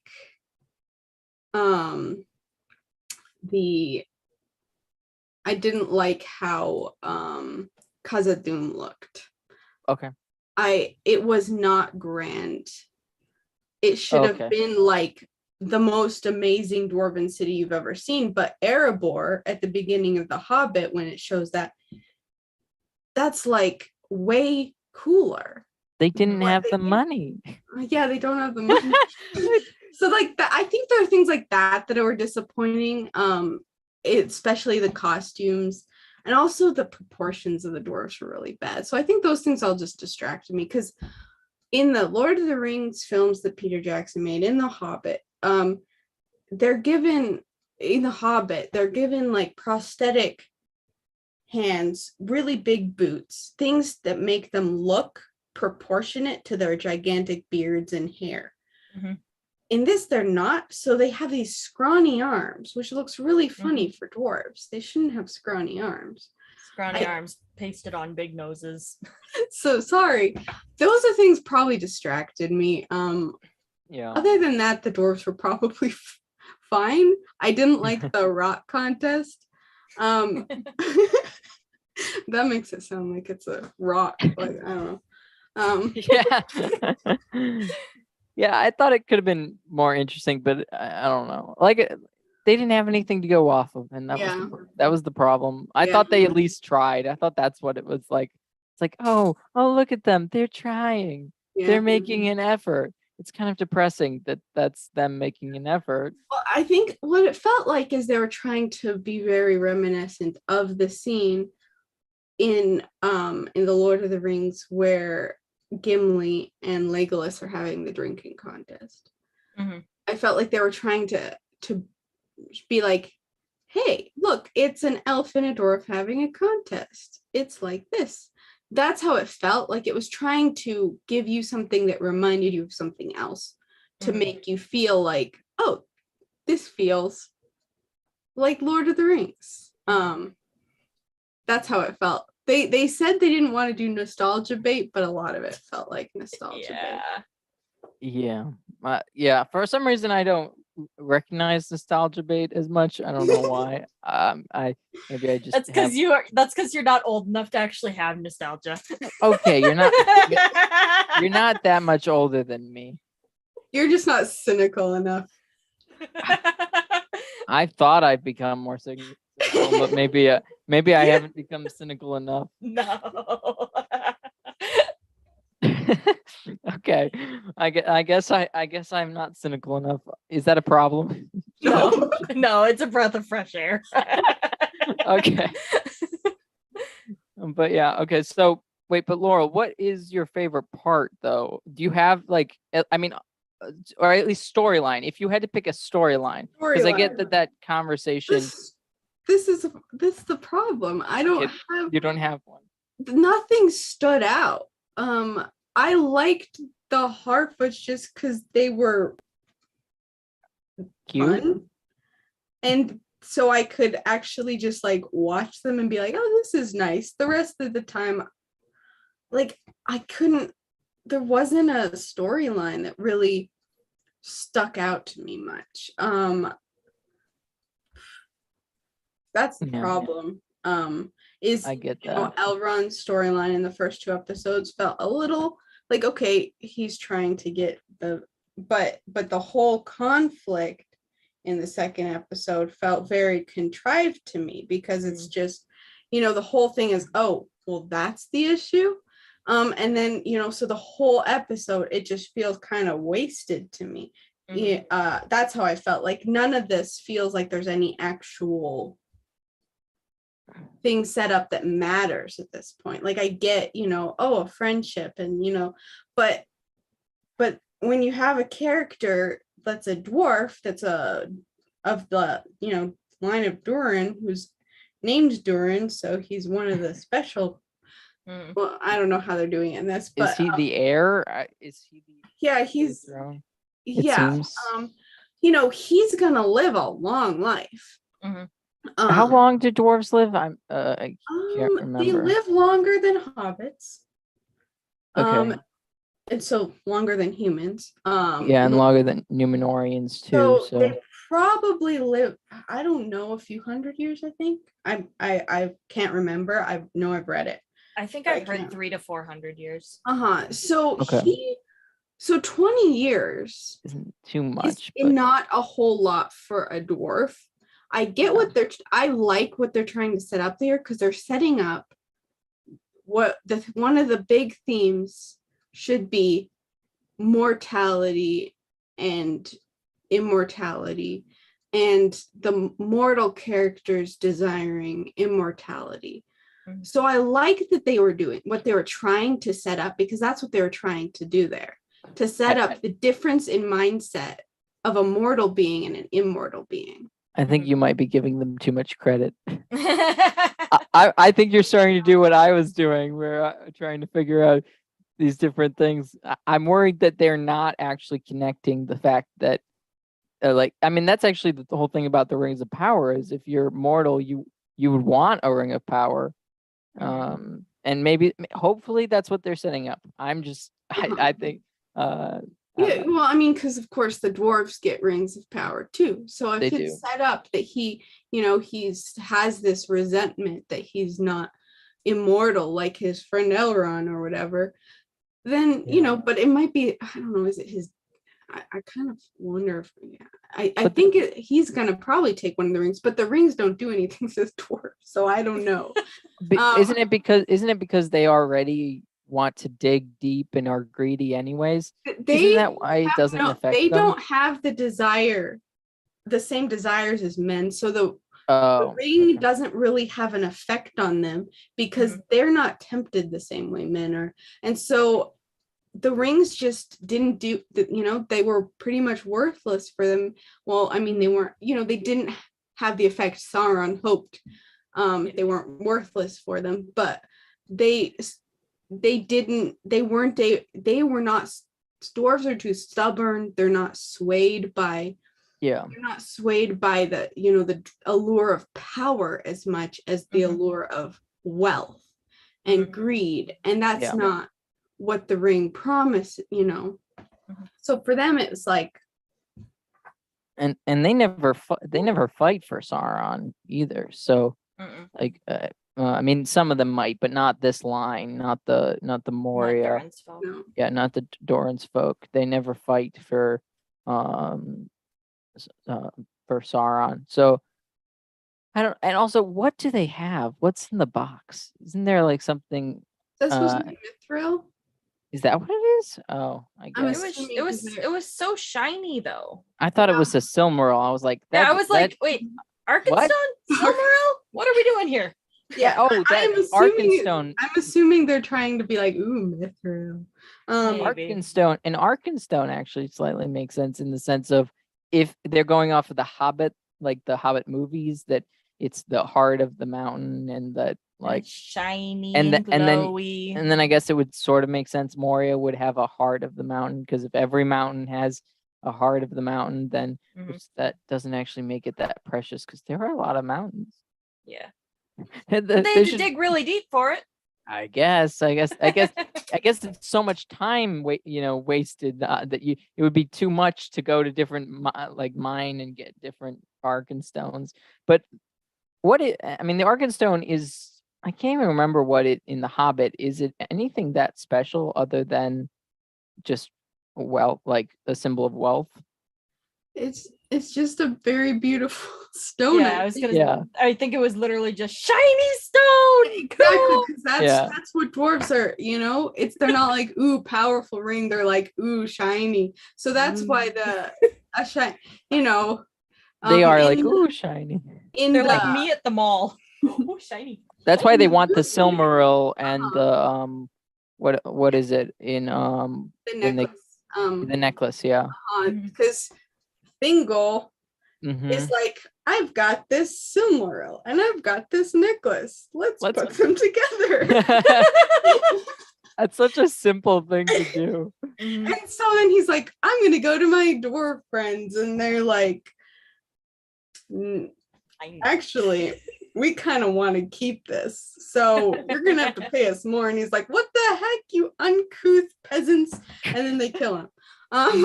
Yeah. That's basically what happens. Are they petty dwarves? Are they? Those aren't the petty dwarves. The petty dwarves are the ones, they're mostly killed off. The petty dwarves are the ones that like attack what's his name? Sorry. Turin. Okay. Yeah. Yeah. I get confused with all the different. I know Durin's folk is like the main, and then there's so many different, like it's like how I'm getting confused with all the men. The men and the dwarves are the most confusing. I feel like we spend so much time with the elves that we understand what kinds of elves there are. Like and even then it slightly gets confusing. It can get a little confusing when it comes to the elves, but yeah, I don't know the dwarves, because you don't know as much about the dwarves. And then the men, because we spend most of the time with the Lord of the Rings has these, and then they're not, there's in the Silmarillion there's these ones, but the dwarves are kind of just there every once in a while when they need the dwarves. Yeah. So yeah, I don't. Margot really likes uncouth peasants. Of course she would. But That's yeah. just the word uncouth, but I couldn't remember the rest of what he said, so I just said peasants. I don't know. Does he actually say uncouth? He calls them uncouth, yeah. That's funny. He's like, how dare you uncouth, talk to me like I'm the king. Yeah, and then they got offended and they killed him. I'm like, wow, okay. Some people get overly offended by words. Were those dwarves liberals? Probably. They were like, how dare you call me this? I want all the shiny stuff. I want your the words money. are violence. I demand reparation. And then they killed them. Self-defense. We killed Thingol out of self-defense. He called me uncouth. He was mean.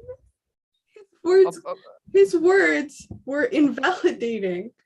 Apparently, Margot couldn't type peasants all the way because YouTube wouldn't let her spell peasants. Peasants? Is that like offensive? That's so weird. That's funny. It's too insulting. That's what I call people in an endearing way sometimes. Yeah. Yeah, peasants are great people. Oh my Yeah. peasants. They don't pay attention to things usually, or that's the benefits of being a peasant. But yeah, so also like Elrond, not like he's a lord. I don't know what the whole thing with like Elrond not being a lord, not being allowed to go to the council meeting that one time. That was And why- weird. Why does he look like Dollar General Tom Holland? Yeah. Is he young? He I looks always- like discount Tom Holland. Also, it's confusing. Almost, he looks old but young at the same He time. looks like a computer programmer. Yeah. He just looks so bad. I don't like. He should be tall and really Well, you know who I think they originally had to cast as him is the guy who's in like the Narnia and stuff with the eyebrows. I don't know if you saw that Narnia movie. Wait, I've seen the Narnia movies, but who? Wait, There's what's his name? Eustace, the guy who plays Eustace. they were gonna put Eustace as. I think that's the same Oh. actor, the guy with the eyebrows who are like, because I think his eyebrows are reminiscent of Hugo Weaving. So I'm pretty sure because he was originally cast in the show. I'm pretty sure he was supposed to be Elrond, and then something. Isn't he really short too? Isn't he like? Yeah, I don't know. All I know is I'm like, I think they went for that guy because of the eyebrows, and he's supposed to be Elrond. I don't. But then, I don't get what they were going for with a Hugo. They weren't going for a Hugo Weaving look-alike. I feel like at least they didn't get one.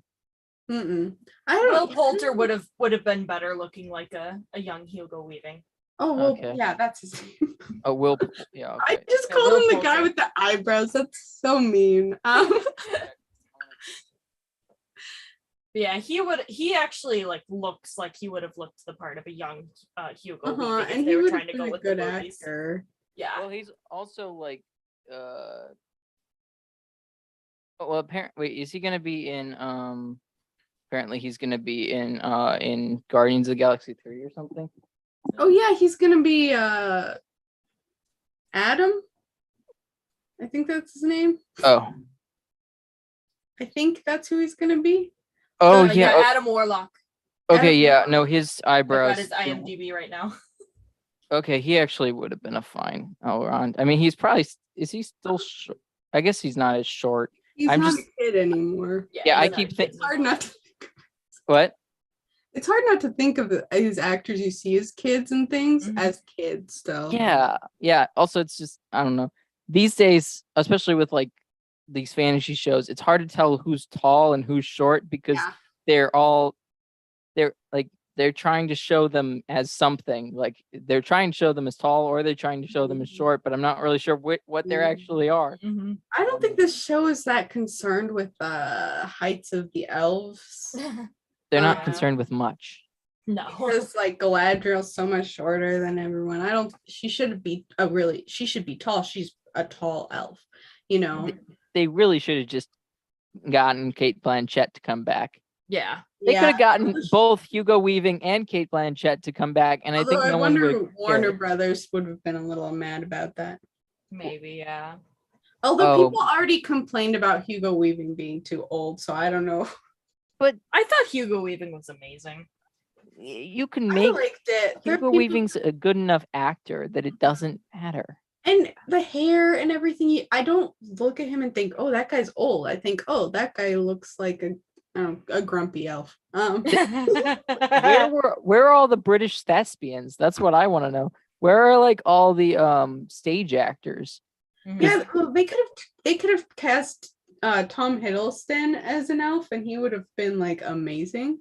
Could he have been Elrond? Would that have been good, do you think? Or no? It probably would have. He needs someone with a little more like. He could have been Celebrimbor. Yeah. Also he has dark hair, so that Yeah. I mean both of them have dark He well has, he has blonde hair, actually, the He actor, but does? usually, Mhm. well, it's like a dirty blonde. I don't know. I shouldn't know these things. Hiddleston could probably pull off the Galadriel role. Okay. I don't know if we want to get I to just that. see him and I'm always like, he would be a good elf. He's got that, his role as Loki, he can pull off that very charming, but kind of a little off-settlingness that I want in elves. I want them to be a little unsettling, like Lee Pace's Thranduil was, but Yeah, well, Lee unsettling. Pace's Thranduil was way too off-putting. I Like, don't know. I liked him a lot. I liked it. I just mean in the sense of he was too he had too much baggage that they kept putting on him. I Yeah, mean, the writing of the character was a little. I think the actor was fine. I just mean that rendition of him was so dark and gritty, kind of. Yeah. Also, why did his face? Do you remember with his face like he was his fighting dragons or something in the north? That was he's talking about seeing war basically, and that because he's accused of being a coward, so he's sort of showing off the wounds that he got, which he didn't actually necessarily have anymore, but he could, I don't know, show them. It's just more interesting, like that, like I don't know, that seems so out of place for the elven king of the sort of Hobbit story, at least. It wouldn't have made sense today. Yeah, I liked that. I thought he was the most Silmarillion-esque elf that we've gotten in anything. Yeah. The fact that he's dark and kind of, unsettling. It was a little, of course, in the Hobbit book, he's a little less, but he's still, the sense that you don't know for sure if he's good or bad. You kind of need that. They just play that up a lot more, and then they made him a little too much of a jerk, which he's not in the book. He's suspicious of people. He's not the nicest person ever, but he's also cares about people. And so he sends aid to the people of Lake Town, and he goes, and I just wish that they had put a little more of that into that character. But I think the actor and the sort of that feel that they gave him was a lot better than the elves in this show. Yeah, even Bilbo in The Hobbit considered Thranduil like one of the most respectable leader. So it's just kind of so that's all right, what I mean by like they just went kind of really like he was kind of too much of a jerk. But I get why it was. They didn't even have the scene where Thranduil names him an elf friend, even though that's a very significant thing. And sorry, that just makes me sad because that's like one of my favorite scenes in The Hobbit. Well, they forget everything at the end of the third Hobbit movie. Yeah, they just kind of at the end of the third Hobbit movie, they're like, forget this. We don't care about the books anymore. Forget everything. Doesn't matter. But I mean, that's what the Rings of Power has done, is basically forget everything. Nothing matters.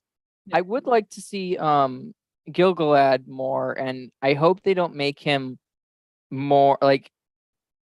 It seems like he's good intention, but I'm worried they're gonna make him like slightly villainous, even though he's a better character, or he's like more on the side of good than Celebrimbor is, because Celebrimbor is more tempted to power, while Gil-galad is the one who doesn't trust Sauron, but Celebrimbor does. So it just seems kind of weird that I don't know. It seems weird that they kind of make him like a jerk, but I don't know what they're going. I don't know what they're going with Gil-galad at all. I just got originally when I realized that, oh, he's actually in this show, I was like, I kind of got excited because I think Gilgalad's one of the a very cool character that sort of alluded to and has some storyline but isn't fleshed out. I don't know. I It felt wonder kind of insulting they only gave him literally like 90 seconds of screen time. yeah. Yeah, and the actor, I just struggled with the lines he was given because I don't think they made sense to him because they didn't make sense to me most of the time. I was like, what is he trying to say? I do think a lot of the lines I actually more like was like, I don't even care that I didn't understand what they just said. I'm gonna like I'm just following what the actions are because that's the only thing that sort of makes sense to me. Yeah, Like, well, that's the thing is like I'm annoyed because like I'm a dialogue person. I like heavy dialogue and stuff, but the dialogue on this, I just shut my brain off and I was like, wait, what did they say? I don't remember what they said. It almost makes me think it felt like they were mumbling and Uh-huh. and their accents made it even more hard to understand. Like, it made harder to understand what they were saying, even though I've been used to like listening to like British like like posh accents. So like like I've watched like Downton Abbey and stuff like that. Like I'm used to like this posh accent, and I'm still confused on what they're actually saying. Well, the problem is that all the elves seem to have different accents. So that's I was like, why do all the elves sound so different from each other? So that was annoying, but also, I don't know. what accent do the Harfoots even have? Yeah.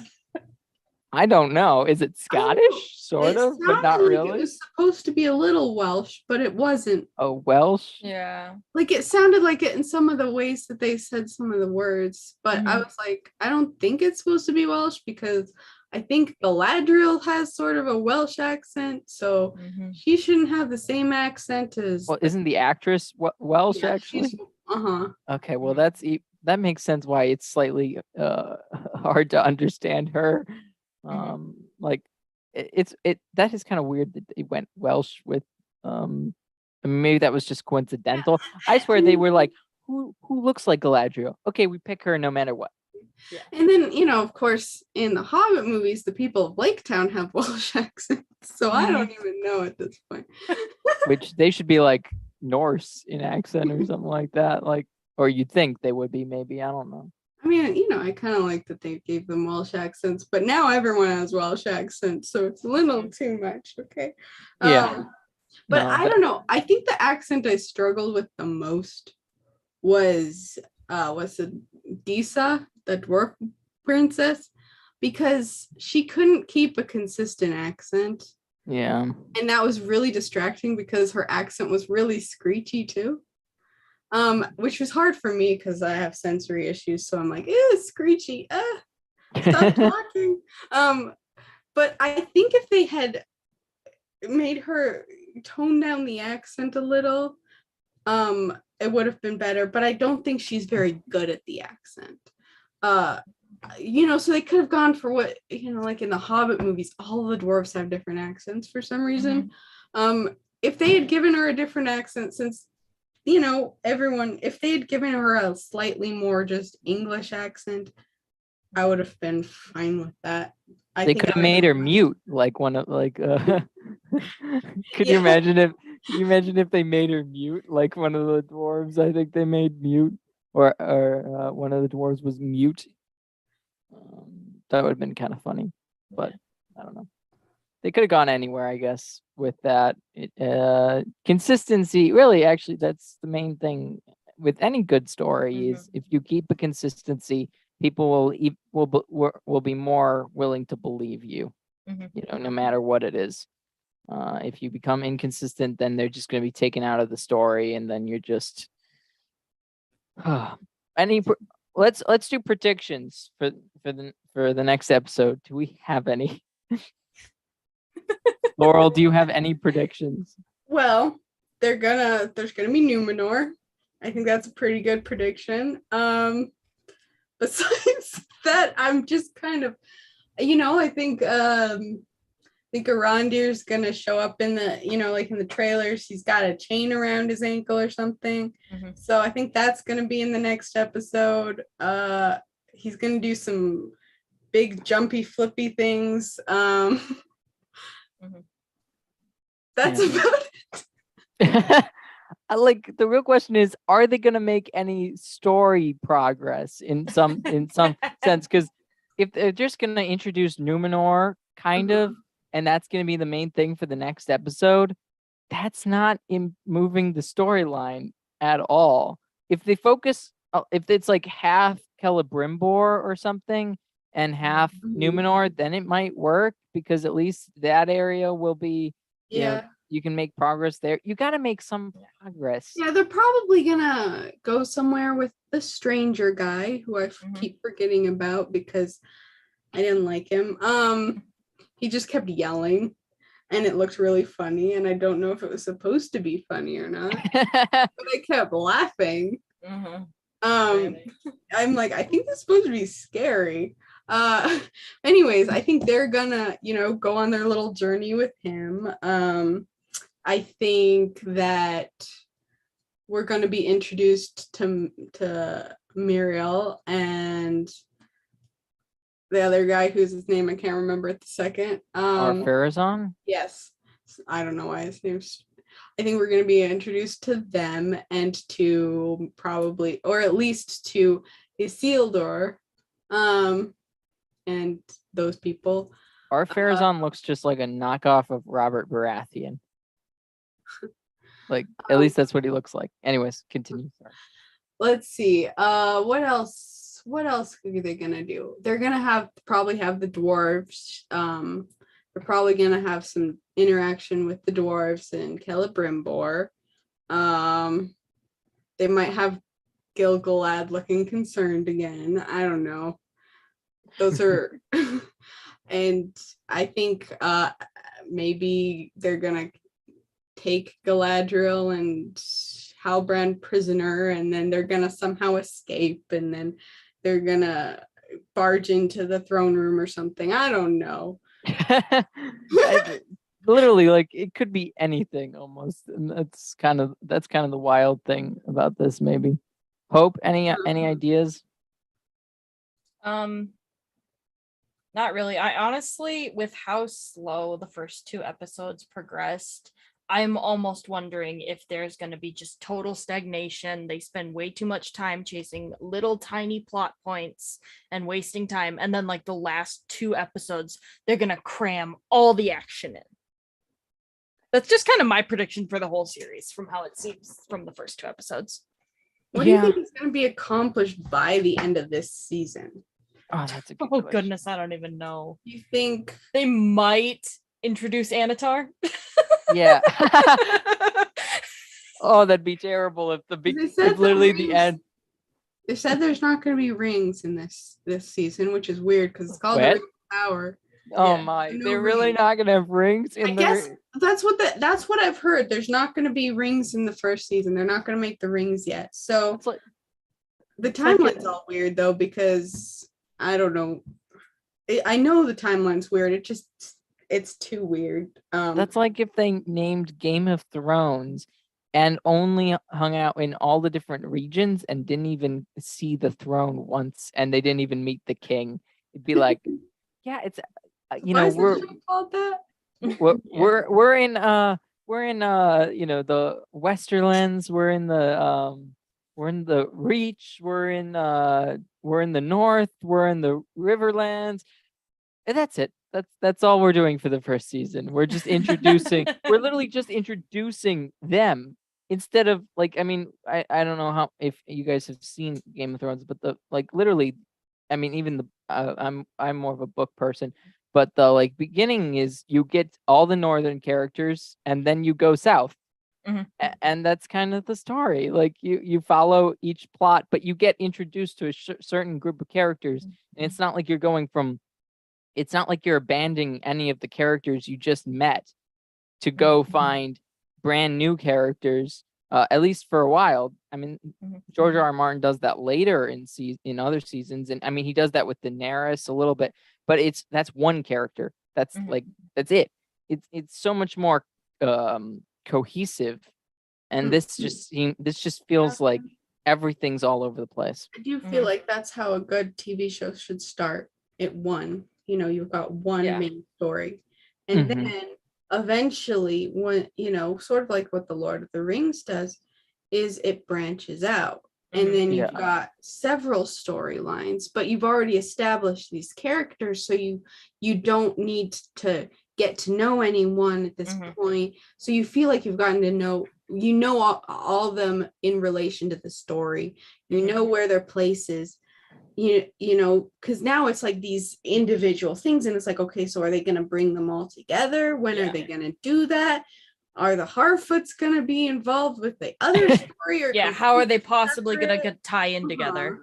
So instead of having a branching out story, you have these threads that are tangled up. Maybe, I don't know.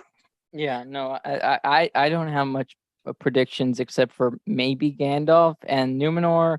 It's more like places. My predictions can only be places because they don't have really I mean, maybe Celebrimbor will start something. I don't know what it'll start, but it will be something. Elrond's going to convince the dwarves to work on the forge, and that's probably going to be the entirety of the Celebrimbor storyline for the rest of the season. Probably. Oh, that would be terrible. Like, can Elrond fight someone, please? Like, I just want too much of a beta simp for that. Like, I just want to see him once fight someone to prove that he's capable. Like, he is a herald of war, not a herald of peace. In really in the truest sense. But so but that's what I'm thinking. But anyway, so my plans with this is I'd this show wasn't like the Lords of or the Rings of Power. I don't think was as bad as I thought it could be. So I'm not like totally against continue watching the show, and I'm slightly interested just for curiosity where they might even bring this, and just kind of maybe I hate myself too that I just want to watch it, but I'm going to continue with this sort of series. I'd like to do it weekly. If you ladies would like to come back on, more, that would be great, but you feel free not to if you don't want to. But anything before we go? Anything to send anyone anywhere? Laurel, do you have anything to advertise? I mean, if you want to follow me on Twitter, I'm kind of cringe, but you can follow at Strangeland_elf, and you can look at my bad takes. I got nothing. Hope you don't even want to advertise Avoiding Babylon. Why would I send clowns their way? Why would I say and send anyone those clowns' way? I meant. No, you're gonna send only clowns. We got enough clowns in the chat. Okay. But Anthony's king of the clowns. Well, anyway, Hope's husband is one of the main people of the show of the channel Avoiding Babylon. So if you guys are interested in that, it's a Catholic game show every week. Anyways, trivia, great fun. Yep. So thank you, everyone. Please like, share, comment, and subscribe, and please come back next week, and hopefully something will actually happen in the show. That'd be good. So we can do something other than complain about costumes. Yeah, even though